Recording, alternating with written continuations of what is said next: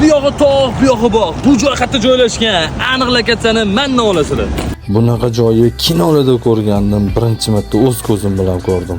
Kuzda borishga joy qidirayotgan bo'lsangiz, men shu joyni sizga tavsiya qilaman. Tog'li hududlarda havo sovuq bo'lardi, lekin bu yerda havosi iliq ekan. Suvlari shunaqangi tiniqki, buni hatto ichsangiz ham bo'lar ekan. Agar siz ko'zingizni qamashtiradigan go'zallik qidirayotgan bo'lsangiz, bu joy siz uchun. Menga yoqqan tarafi o'zim paraxodni haydab ko'rdim. Paraxodda ham gay qo'yilgan zo'rg'a qochib qutuldik.